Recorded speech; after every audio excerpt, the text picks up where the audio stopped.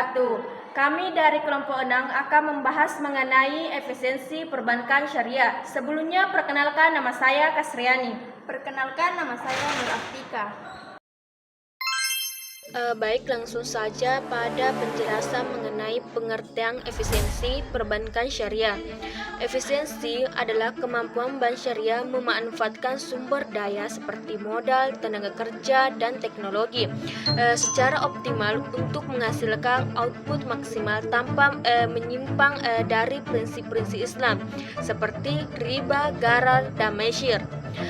Bank dikatakan efisien bila mampu yang pertama yaitu mampu untung tanpa pemborosan, dan yang kedua menyalurkan pembiayaan sesuai akad syariah, dan yang terakhir tentunya itu patuh pada nilai-nilai Islam.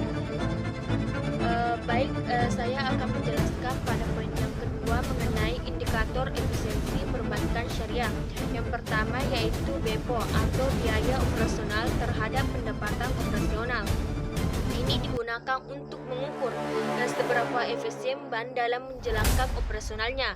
Adapun rumusnya BEPO yang pertama yaitu biaya operasional sama dengan pendapatan operasional dikali 100, dan juga semakin kecil nilai BEPO semakin efisien bank tersebut.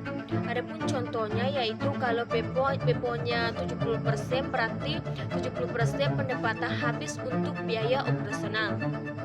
Dan yang kedua yaitu return on asset, di mana pengembalian atas aset mengukur seberapa besar kemampuan bank menghasilkan laba dari total aset yang dimiliki.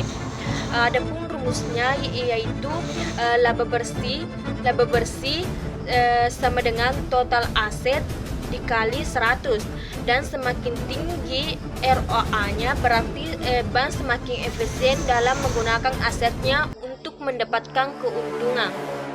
Selanjutnya yaitu return on equity atau pengembalian atas modal sendiri, yaitu mengukur seberapa besar keuntungan yang dihasilkan dari modal pemilik pemegang saham atau modal sendiri.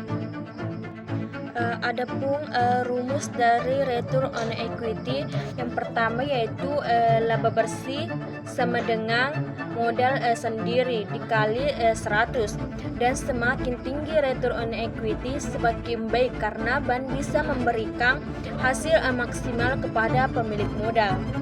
Selanjutnya yaitu data involvement analysis, yaitu merupakan metode untuk membandingkan efisiensi antara unit bank syariah. Tidak pakai rumus tetapi menggunakan data input atau aset, biaya, tenaga kerja, dana pihak ketiga, dan output biaya seperti pembiayaan, laba, dan pendapatan untuk menghitung efisiensi relatif. Bank yang efisien mendapatkan skor 1 atau 100%. Bank lainnya disebut kurang efisien bila skornya di bawah 1. Dan selanjutnya atau yang terakhir yaitu SFA, yaitu digunakan untuk menilai efisiensi bank dengan mempertimbangkan adanya faktor ketidakpastian atau kesalahan acak. Dan juga cocok untuk melihat apakah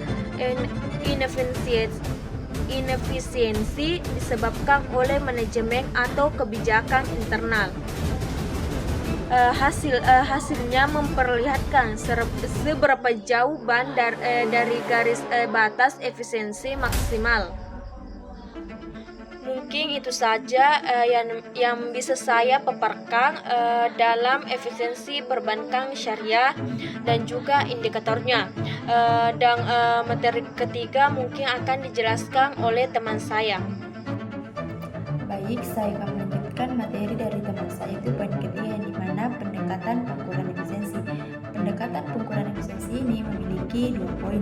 Yang pertama produksi, di mana produksi bank, produksi layanan, keuangan pakaian, input, dan teknologi. Yang kedua itu intermediasi, di mana bank, perantara, dan input dana, tenaga kerja, output, pembiayaan, pendapatan. Adapun poin keempat yaitu efisiensi dalam perspektif syariah, di mana tidak hanya untung tetapi juga sesuai dengan akad syariah, memperdayakan ekonomi umat, transparan dan adil, patuh terhadap syariah. Itulah materi saya. Sekian, terima kasih. Mungkin itu saja pemaparan dari kami. Apabila ada kesalahan mohon dimaafkan. Wassalamualaikum warahmatullahi wabarakatuh. Dadah.